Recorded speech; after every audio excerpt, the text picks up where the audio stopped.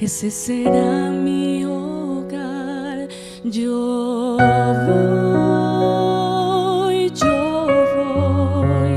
a vivir en un lugar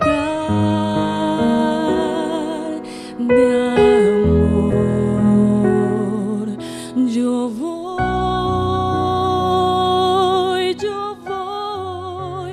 a vivir con Jesús, la esperanza para un mundo sin luz.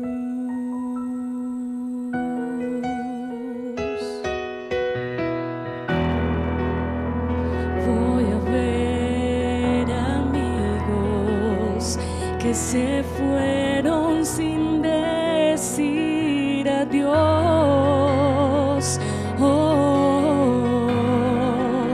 Vivir con mis amados y abrazar a mi Salvador. Necesito olvidar este mundo, quiero me preparar, aquí no es mi hogar.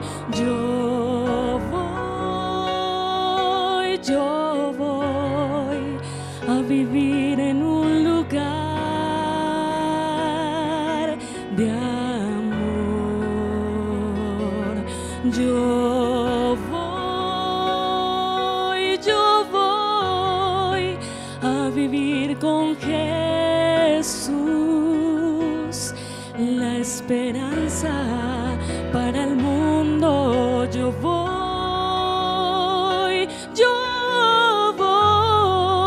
a vivir en un lugar de amor.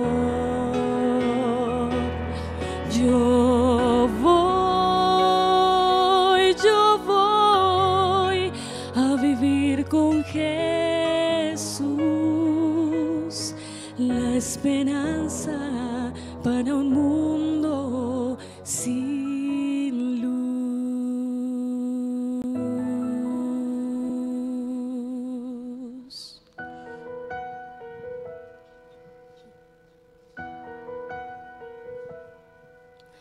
Yo voy.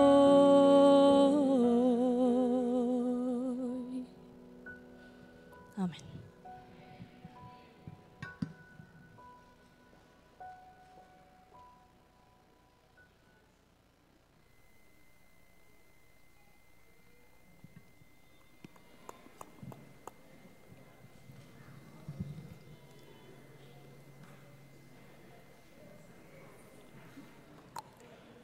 Bueno es alabarte, oh Jehová, y cantar salmos a tu nombre, oh Altísimo. Anunciar por la mañana tu misericordia y tu fidelidad cada noche. Quiero extender una bienvenida, un saludo especial desde este lugar, desear a cada uno de los hermanos y amigos que nos acompañan en esta mañana un feliz sábado.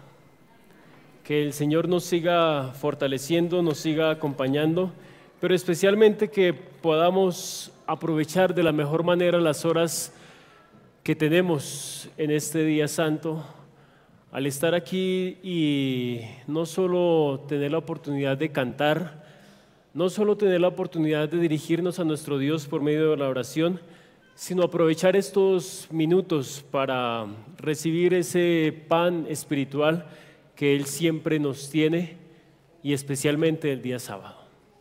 Quiero invitarles para que allí donde están podamos inclinar el rostro para pedir su dirección en esta mañana.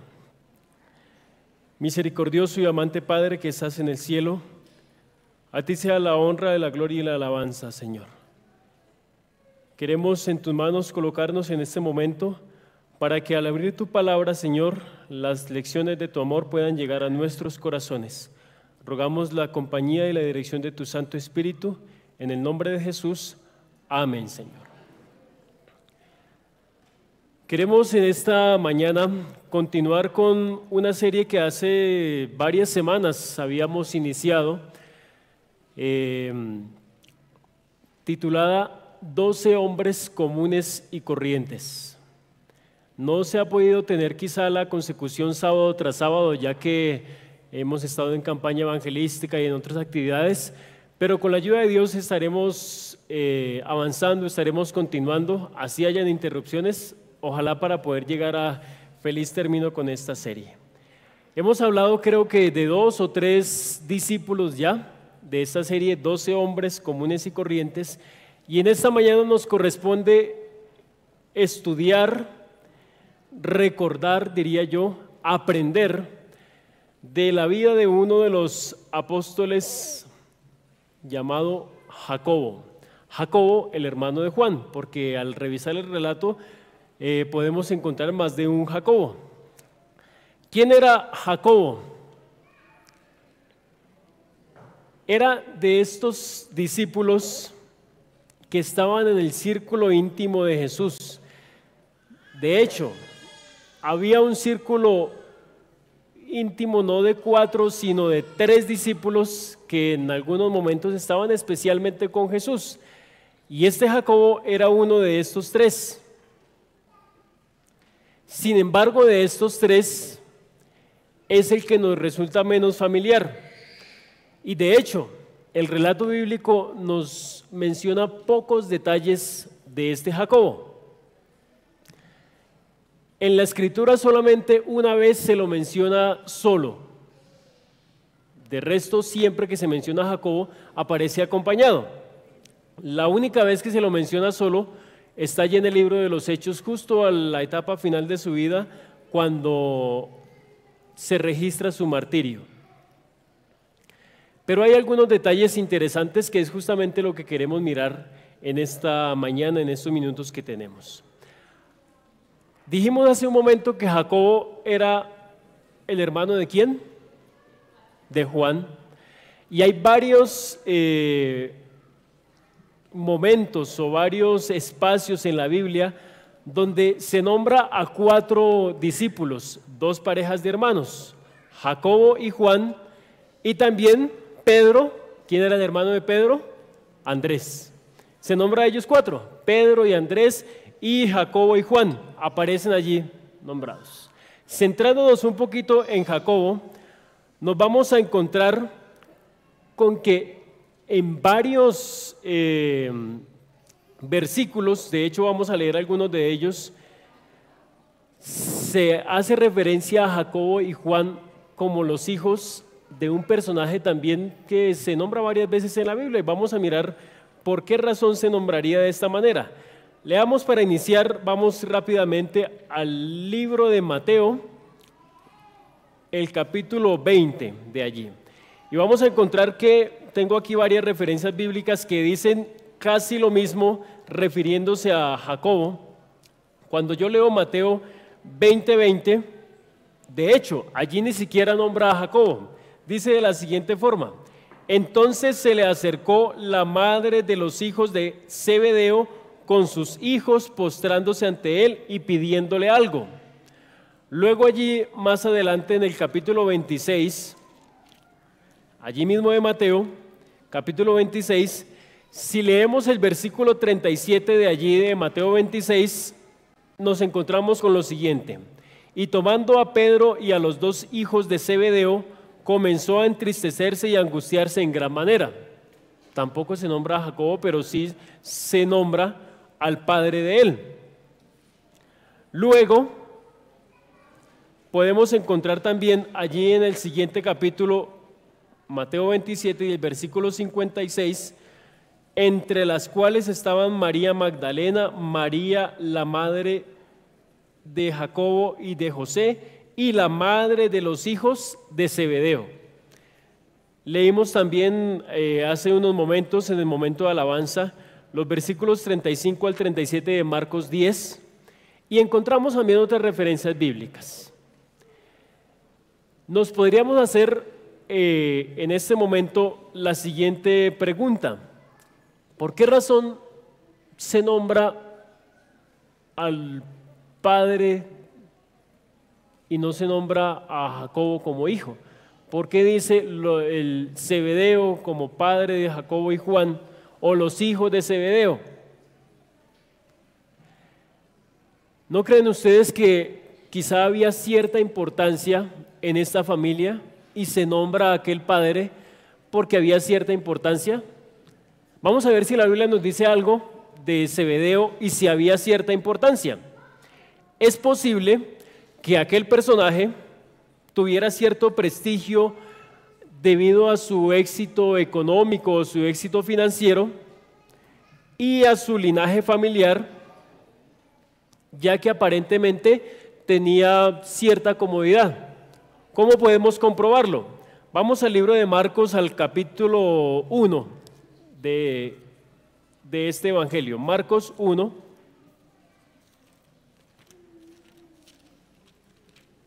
Y allí nos encontramos con lo siguiente en el versículo 20. Leamos desde el versículo 19. Pasando de allí un poco más adelante, vio a Jacobo, hijo de Zebedeo. Allí ya tenemos una referencia un poco más clara, concreta, donde se nombra a Zebedeo, se nombra a Jacobo como su hijo, dice, y a Juan su hermano. También ellos en la barca que remendaban las redes. Ahora, ¿por qué razón podemos comprobar que había cierta importancia o éxito financiero? Versículo 20 dice, y luego los llamó, y dejando a su padre Zebedeo en la barca con los jornaleros, le siguieron.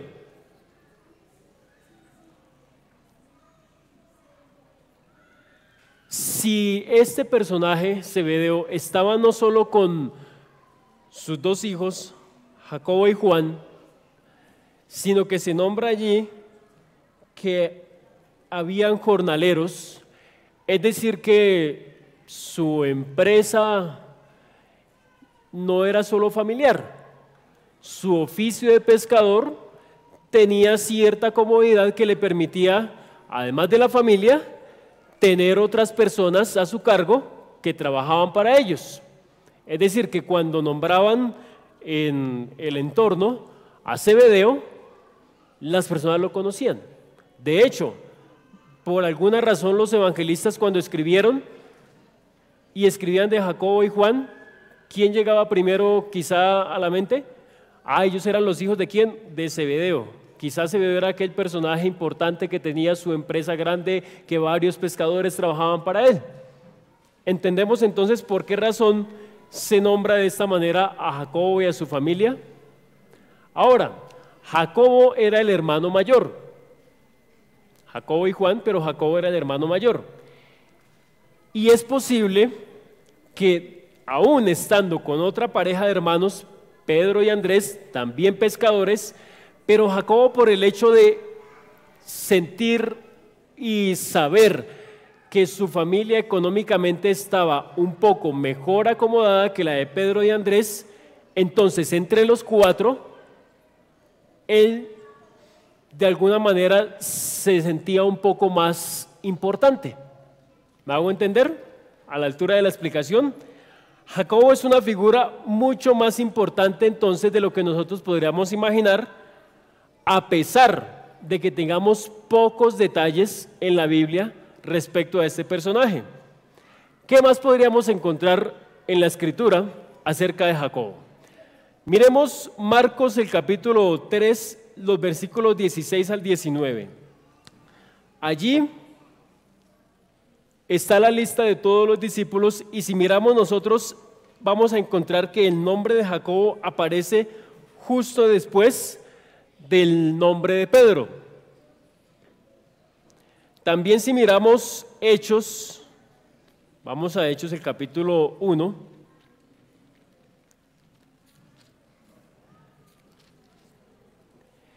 Y el versículo 13 nos encontramos también con lo mismo. Dice, y entrados subieron al aposento alto donde moraban Pedro y Jacobo, Juan, Andrés, Felipe, allí nombran a los demás. Y lo nombran también justo después de Pedro. Quizá en el momento en el que tengamos la oportunidad de estudiar acerca del apóstol Pedro se mirarán otras características que dan específicamente a Pedro como con un carácter fuerte y sobresaliente. Sin embargo, Jacobo no se quedaba atrás. Sobresalía también, y lo encontramos y lo confirmamos en la misma escritura. Dijimos hace un momento que este Jacobo también figura en el círculo íntimo de los 3 que acompañaron a Jesús en varias ocasiones. Podríamos leer nuevamente en Marcos, ahora en el capítulo 5 y el versículo 37, donde dice: y no permitió que le siguiese nadie sino Pedro, Jacobo y Juan, hermano de Jacobo.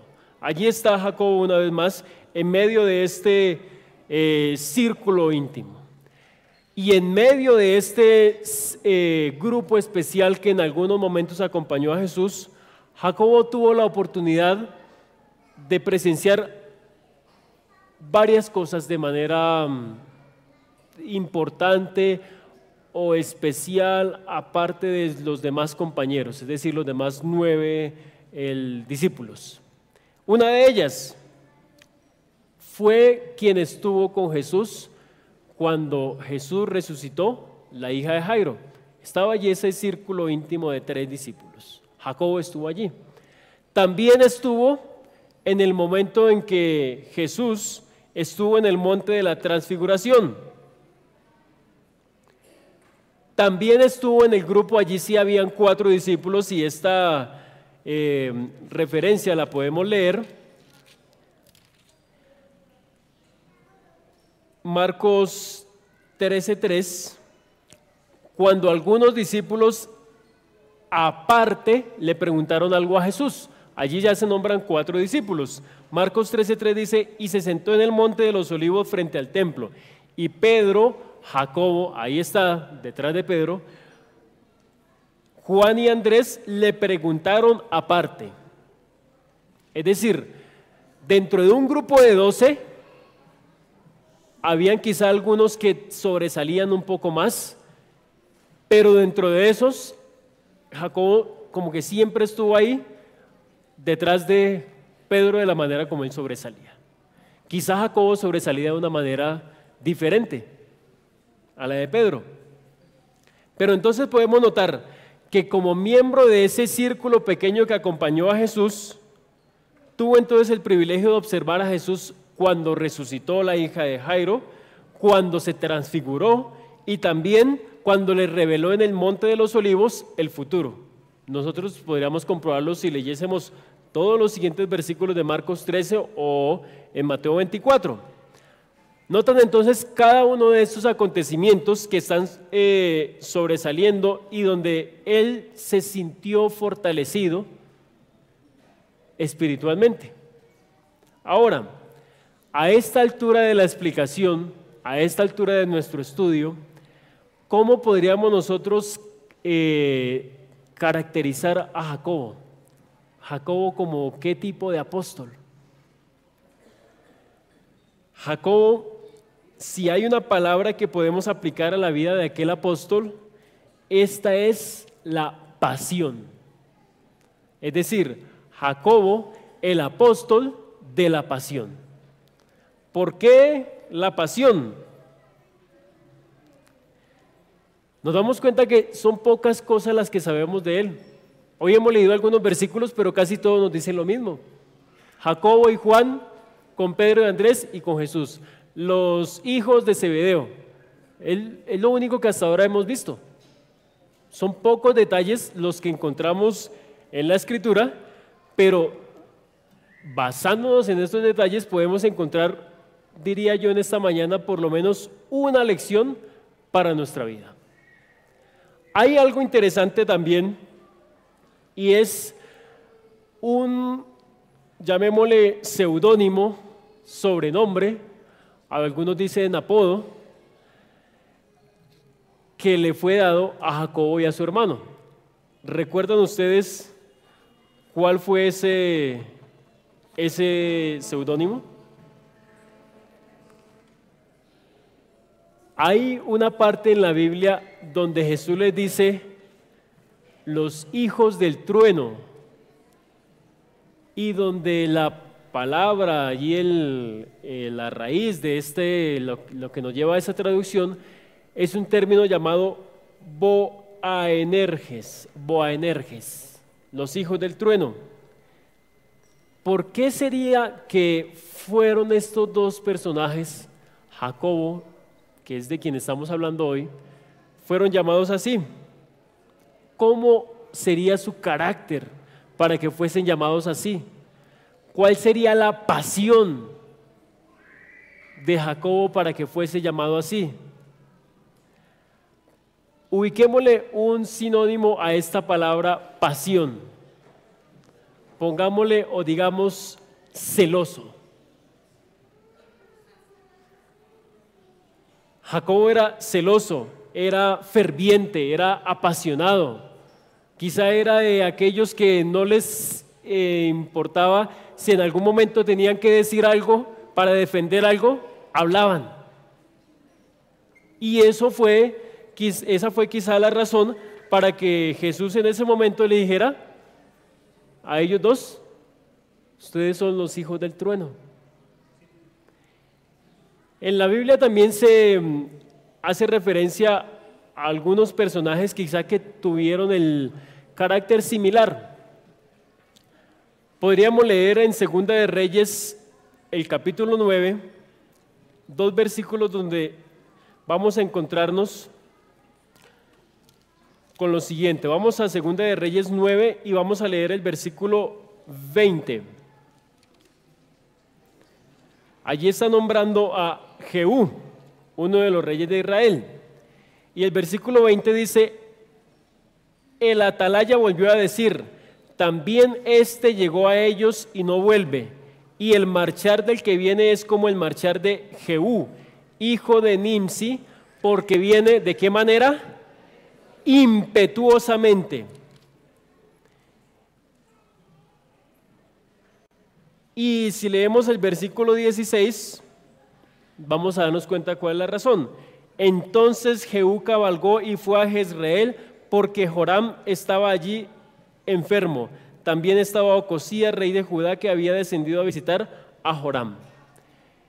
Quizá la pasión de Jehú puede ser similar a la de Jacobo, pero sucede que la pasión de Jehú fue una pasión descontrolada y tristemente su celo por el Señor, el de Jehú, se vio manchado por el egoísmo, se vio manchado por la ambición. ¿Cómo podemos nosotros comprobar esto? Si leemos Segunda de Reyes, allí mismo, capítulo 10 y el versículo 31, vamos a encontrar a qué llevó a Jehú ese celo por el Señor. Versículo 31 de Segunda de Reyes 10 nos dice: mas Jehú no cuidó de andar en la ley de Jehová, Dios de Israel, con todo su corazón, ni se apartó de los pecados de Jeroboam, el que había hecho pecar a Israel. El celo del apóstol Jacobo estaba mezclado también de una ambición similar y quizá de algunas tendencias sanguinarias, pero es posible que en unas dosis, si así podemos llamarlo, unas dosis un poco más leves. Hay algo interesante y es la razón por la que Jesús le dijo hijo del trueno. Ya que si uno se pone a analizar, pues no es como un calificativo, digamos, agradable, bonito, así como cuando le dijeron a Pedro que él era aquella roca, era diferente. Y es posible que quizá el Señor Jesús lo haya utilizado este seudónimo de alguna manera para llamar la atención de Jacobo a que ese celo tenía que ser bien encaminado.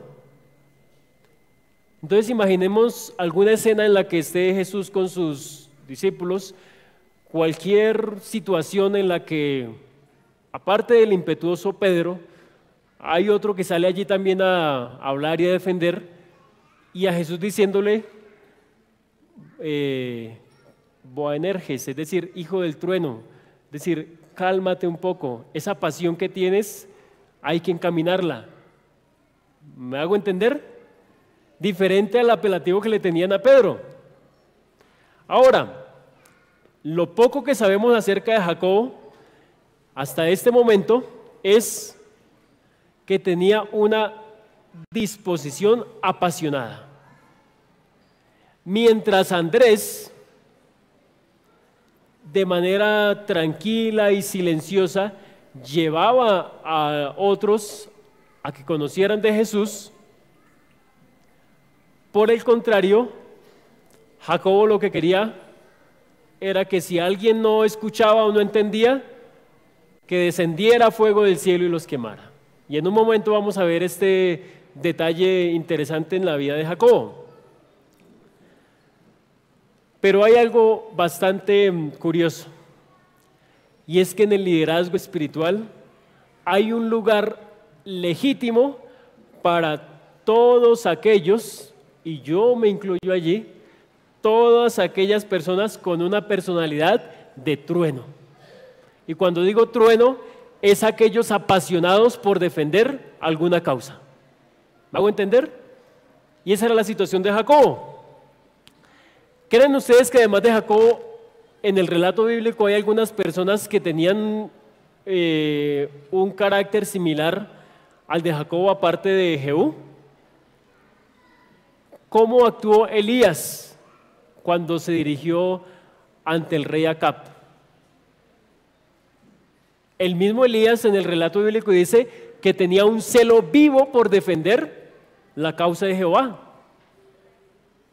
También encontramos, y este versículo sí quiero que lo leamos ya que no es conocido, el relato de Elías es conocido, pero si vamos nosotros al libro de Nehemías, nos encontramos con que Nehemías tenía un carácter similar.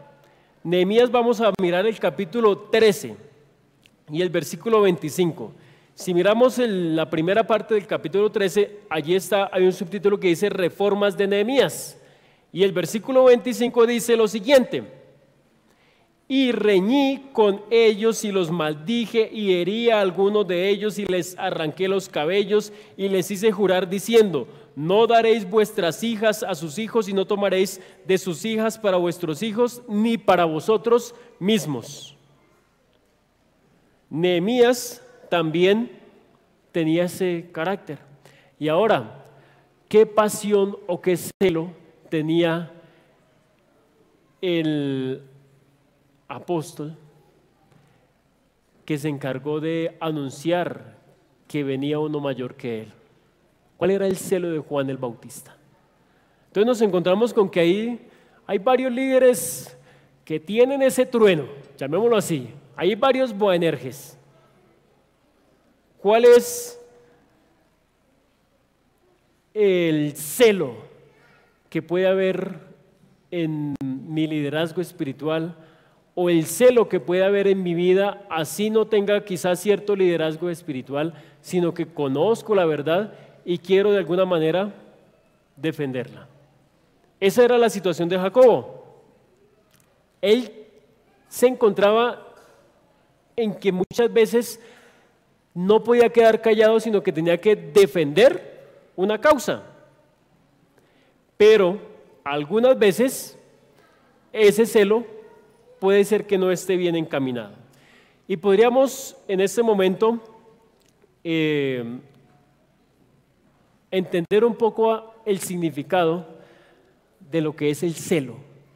Porque cuando yo digo celo o digo celos, puede ser que tenga diferentes connotaciones.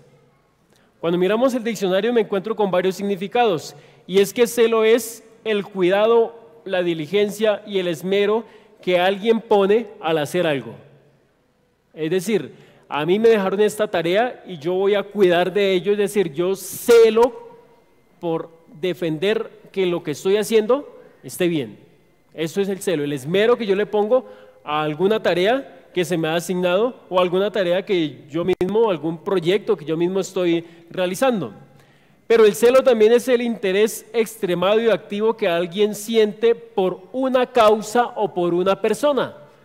Entonces, puede ser que yo esté defendiendo algo mío, pero al mismo tiempo yo puedo estar defendiendo una causa o una persona y yo siento celo por lo que esa persona está haciendo. Pero ¿habrá más significados de la palabra celo? ¿Sí?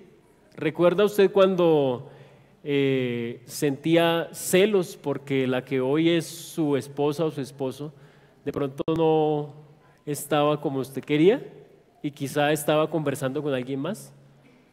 O quizá usted en este momento vino aquí a la iglesia y su ánimo no está tan bien porque pues primero no está casado o casada y justo esta semana estuvo en una escena de celos. ¿Sí notan que celo como que tiene otro significado? Cuando se habla de ello es el recelo que alguien siente de que cualquier afecto o bien que disfrute o pretenda llegue a ser alcanzado por otro.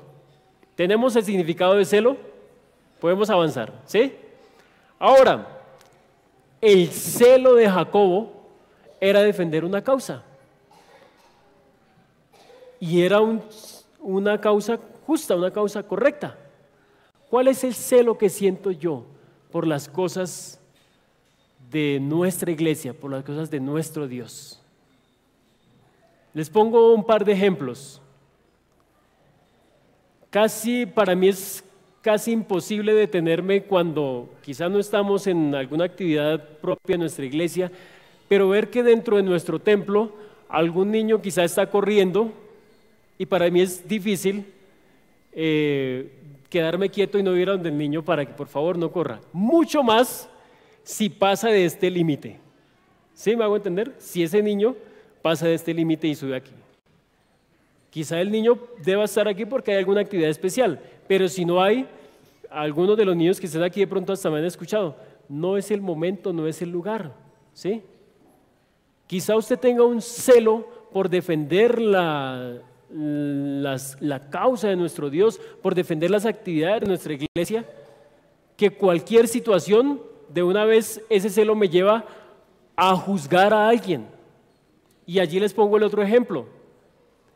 La tecnología a nosotros nos ayuda bastante, pero algunas veces se sale de nuestras manos. Y de pronto algunos de ustedes han sido testigos en estos 2 últimos sábados. Esta mañana pregunté si hoy había sucedido, pues gracias a Dios no.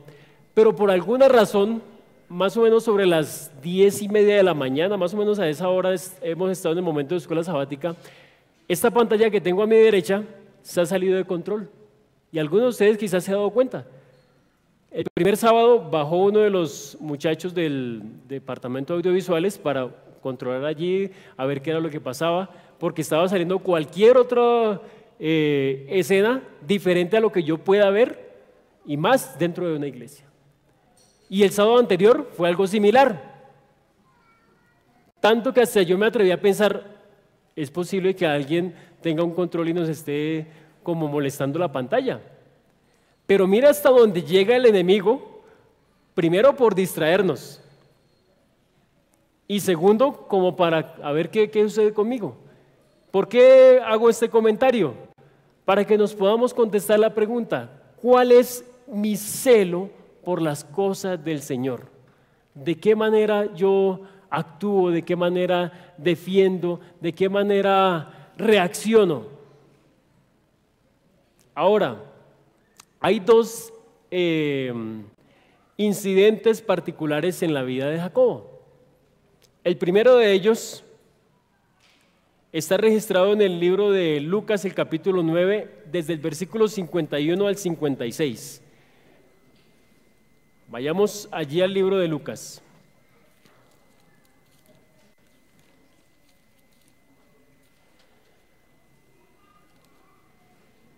Lucas 9, desde el versículo 51, nos dice lo siguiente: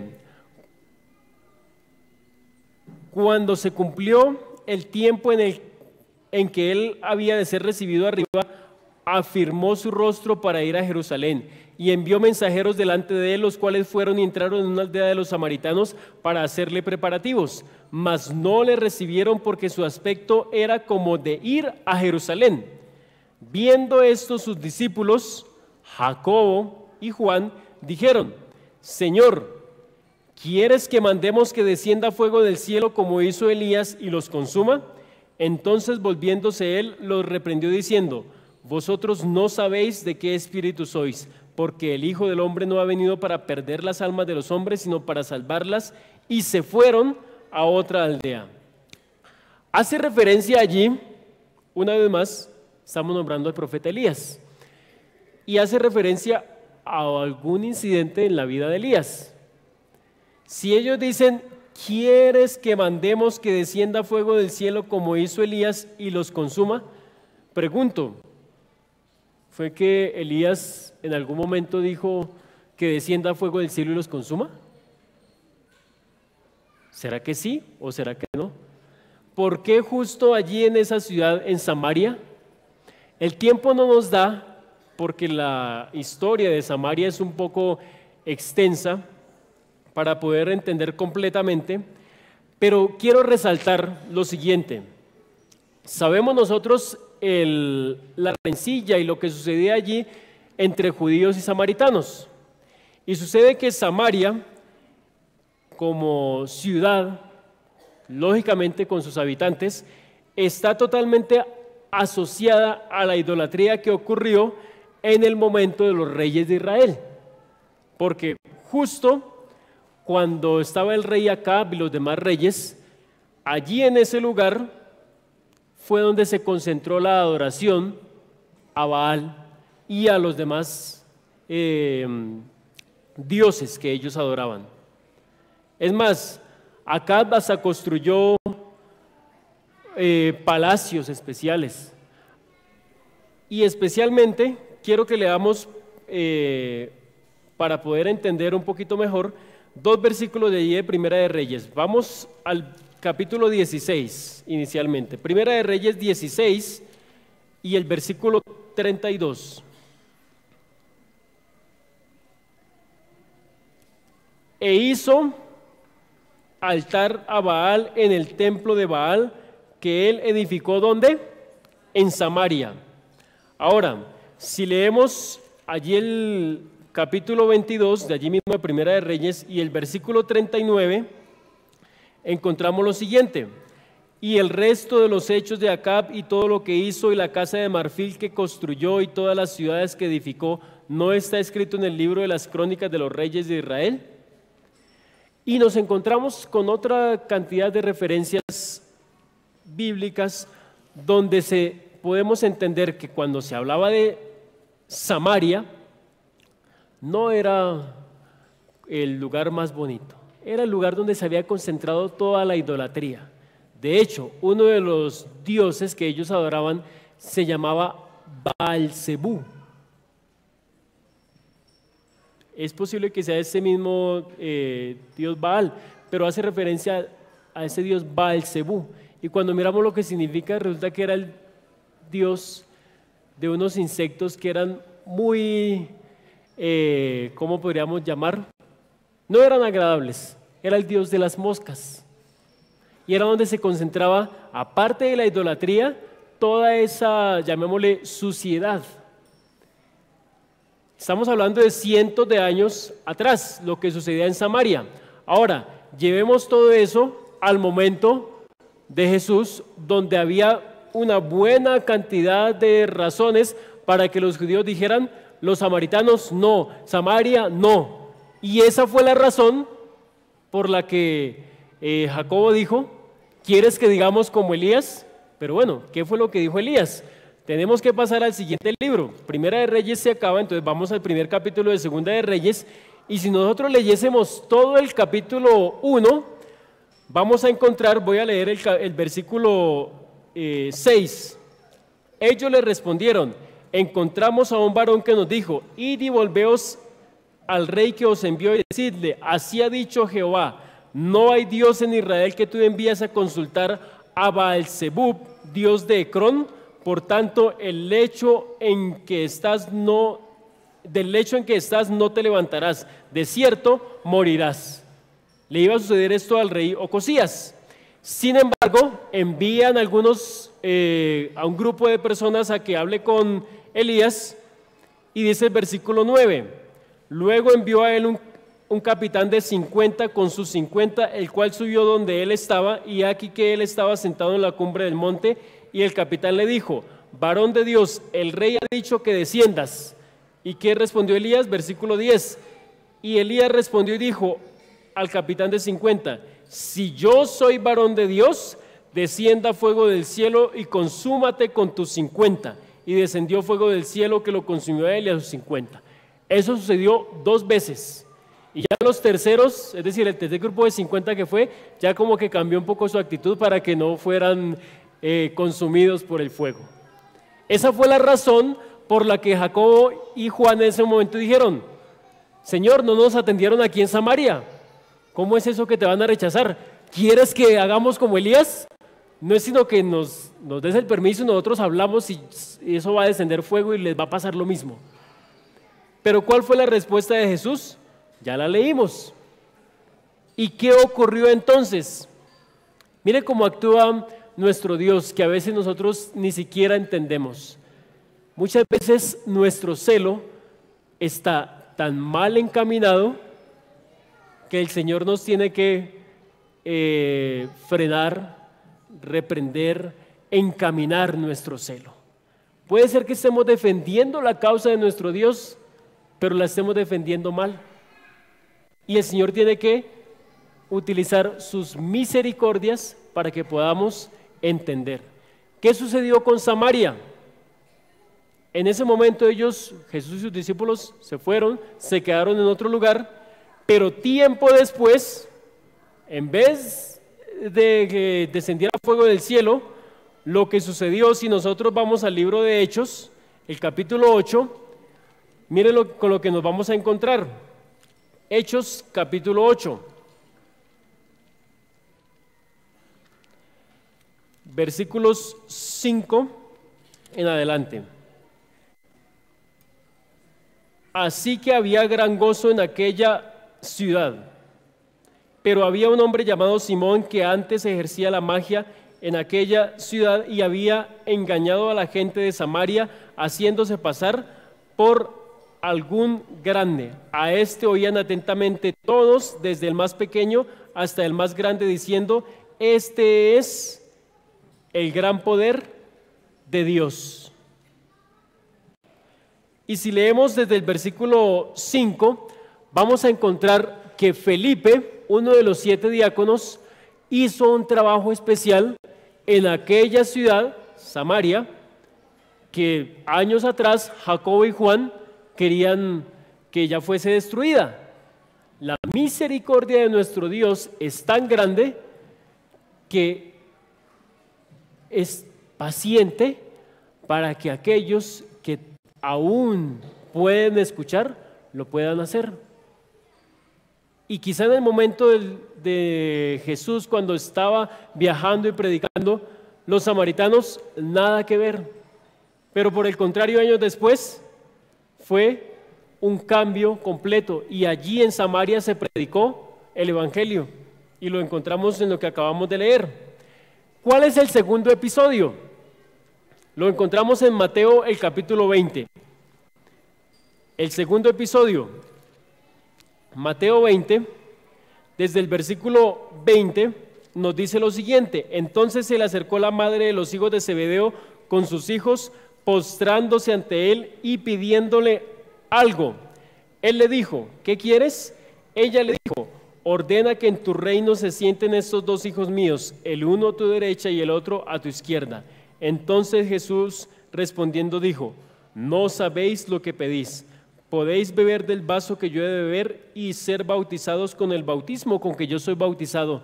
Y ellos le dijeron, Jesús les estaba allí preguntando: ¿podéis beber del vaso que debe beber?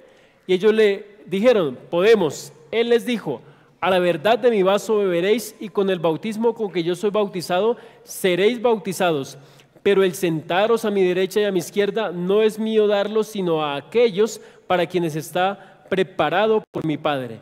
Cuando los 10 oyeron esto, se enojaron contra los 2 hermanos. Era tal la importancia, quizá que ya ellos tenían frente al grupo, que se atrevieron a pedir algo que quizá ni siquiera les correspondía. Y el libro de Mateo dice que fue la madre de Jacobo y de Juan la que se acercó para hacer el pedido. La madre de los hijos de Zebedeo. Imaginemos entonces que aquella mujer, si económicamente estaban bien por el trabajo de Zebedeo, por su empresa, aquella mujer muchas veces hospedó a Jesús y a sus discípulos, muchas veces les alimentó, entonces se sentía quizá en la posición de, como yo estoy ayudando, pues voy a hacer este pedido. Y hizo lo que nosotros acabamos allí de leer. Señor, pues como tú sabes que Zebedeo está bien acomodado, ha ayudado varias veces, mis hijos pues han estado allí siempre pendientes y sabemos que en el momento que tú vas a gobernar, pues normalmente al lado del rey se sienta uno a su derecha y otro a su izquierda. Necesito un favor, que mis 2 hijos, estos hijos tan tranquilitos, se sienten uno a la derecha y otro a la izquierda. Humanamente no sabemos muchas veces lo que pedimos y aquella mujer no sabía en ese momento lo que estaba pidiendo. Sin embargo, el Señor Jesús, su misericordia es tan grande que siempre sabe dar una respuesta. ¿Y cuál fue la respuesta que Él dio? Esa respuesta nos lleva al último episodio de la vida de Jacobo. Aquel hijo del trueno le fue dicho, realmente, versículo 23, leo nuevamente, de mi vaso beberéis y con el bautismo con que yo soy bautizado seréis bautizados. ¿De cuál vaso había de beber Jacobo? ¿De cuál vaso fue el que tuvo que beber Jesús? Podríamos recordar esos momentos finales en el que el mismo Jesús dijo, Padre, si quieres, pasa de mí esta copa, es decir, ese sufrimiento, esa tristeza, esa ansiedad, esa aflicción por lo que iba a suceder. Sin embargo, Jesús le había dicho a Jacobo, de mi vaso beberéis. Y saben, queridos hermanos, que la razón puede ser por el mismo carácter de Jacobo como era, que fue el primero de los discípulos en morir. El Hijo del Trueno había sido adiestrado por Cristo, había sido capacitado por el Espíritu Santo y moldeado por todos aquellos medios para que pudiese llegar a ser un hombre cuyo celo y ambición, bien encaminados, entonces fueron instrumentos útiles en las manos de nuestro Dios. Ahora, este valiente y celoso y comprometido con la verdad había aprendido a utilizar todas aquellas cualidades de manera correcta. Y es posible que en el momento en el que estaba con los demás cristianos y frente al rey al que se enfrentaba, Herodes, no el Herodes del tiempo de Jesús, sino el otro de los Herodes que hubo, decidió que era tiempo, este rey, de detener el avance de la iglesia. Y entonces lo primero que hizo fue tomar a Jacobo. Y allí nos encontramos nosotros con este primer discípulo que murió. La escritura como tal, la Biblia no nos relata, sino en el capítulo 12, solamente nos dice, mató a Jacobo, hermano de Juan. Hasta ese momento, un discípulo celoso por defender la verdad. Pero la historia registra que el testimonio de Jacobo sí dio frutos. Eusebio, uno de los historiadores de la iglesia primitiva, registra un relato bastante interesante sobre la muerte de Jacobo, que viene de Clemente de Alejandría. Y abro comillas para leer lo siguiente. Dice que cuando él fue llevado ante el tribunal, la persona que lo había llevado, no conocemos el nombre de esta persona, pero la persona que lo había llevado, cuando vio a Jacobo compartiendo su testimonio, se conmovió de tal manera que confesó que él también era cristiano. Es decir, alguien que había llevado a Jacobo, al escucharle su testimonio, se conmovió al punto que también confesó ser cristiano. Y por lo tanto, ambos cristianos fueron llevados en camino a su último momento de vida, y cuando estaban dirigiéndose allí, dice que aquella persona le pidió a Jacobo que le perdonara por lo que había hecho. Jacobo, después de pensar por un momento, le dijo: la paz sea contigo, y le dio un beso. Aquellos dos, Jacobo y la persona que le había entregado, fueron decapitados al mismo tiempo. Así, al final de su vida, Jacobo entonces demostró tener un carácter similar al de Andrés, donde en medio de la pasividad pudo llevar a alguien al conocimiento de Jesús. No quiere decir con esto que Jacobo no llevó sino a uno a Jesús. Lo que quiero decir es que si mi celo por defender una verdad en algún momento está mal encaminado, el Señor lo puede cambiar. El prototipo de Jacobo es el de aquel líder apasionado, aquel líder celoso, aquel líder dinámico, aquel líder que es fuerte y además de eso que es ambicioso. Finalmente, esas pasiones fueron sensibles a la voz de Jesús, a la gracia que Él imparte, y en alguna parte aprendió a controlar su enojo y esas emociones que muchas veces no lo dejaban refrenar su lengua. La pregunta que quiero hacer en este momento es: ¿cuántos hijos del trueno están aquí conmigo? Y cuando digo o hago la pregunta que si están aquí conmigo, es porque de alguna forma me siento identificado en defender de manera celosa una verdad o una causa. ¿Cuál es el celo que nosotros tenemos? ¿Estamos de verdad defendiendo de manera correcta? ¿O nuestro celo está mal encaminado? ¿Será que así como sucedió con Jacobo, puede suceder con nosotros y ese celo y ese carácter puede ser cambiado? Yo quiero leer, para finalizar, el último versículo en esta mañana, 2 Corintios 5, 17. 2 Corintios, capítulo 5, versículo 17.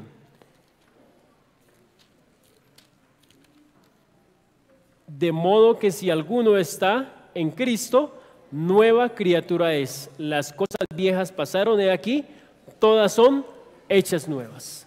Si sucedió con Jacobo, ¿puede suceder conmigo? Si hay algo en mi carácter que necesite ser cambiado, el Señor dice: si estás en Cristo, vas a ser una nueva criatura. Reflexionemos en esta mañana y en lo que nos queda del día sábado en ese detalle. ¿Cuál es el celo que yo tengo por la verdad? ¿Ese celo está bien encaminado? Y si necesita ser encaminado, es decir, que el Señor puede hacerme una nueva criatura. ¿Qué tengo que hacer yo para ser una nueva criatura? Dice el versículo: si alguno está en Cristo, nueva criatura es. Si aún no somos nuevas criaturas, es que nos falta más tiempo al lado de nuestro Señor Jesús. ¿Hasta qué punto podemos nosotros defender ese celo por el liderazgo de nuestra iglesia? ¿Hasta qué punto nosotros podemos defender la causa de nuestro Dios? Yo quiero de manera especial al terminar y pedirle a ustedes, queridos hermanos, estamos ya a mitad de año y en el segundo año de trabajo eclesiástico de los nombramientos de nuestra iglesia. Con la ayuda de Dios, el próximo sábado se hará el primer trabajo de nombramiento de comisión especial en nuestra iglesia. ¿Queremos nosotros defender de manera correcta la causa de nuestro Dios en nuestra iglesia? Quiero en este momento, al terminar con la oración, y pedir a usted también que durante esta semana en sus oraciones lo tengamos presente. El trabajo que se ha de realizar a partir del próximo sábado en nuestra iglesia, para que el Señor siga dirigiendo su iglesia, pero para que el Señor moldee nuestro carácter y nos ayude a defender de manera correcta nuestra verdad y que ese celo que tenemos siempre pueda ser bien encaminado. Si tú quieres que tu vida cambie como lo hizo con Jacobo, yo quiero que para terminar esta oración puedas estar en pie acompañándome en esta oración. Si quieres que de verdad ese celo pueda ser encaminado como lo hizo nuestro Señor Jesús con Jacobo, es el momento para que tú, sin ser atrevido, hijo del trueno, te puedas poner en pie. Vamos a orar. Gracias, Señor y Padre Santo, al dirigirnos a ti damos una vez más, porque al abrir tu palabra nos encontramos con detalles históricos algo interesantes. Y nos damos cuenta, Señor, que uno de los discípulos de Jesús pasó quizá de ser aquella persona impetuosa a aquella persona que llena de amor pudo dar un beso a aquel que le entregó. Porque, Señor, nos damos cuenta que podemos y debemos tener un celo por tu causa, un celo por la verdad.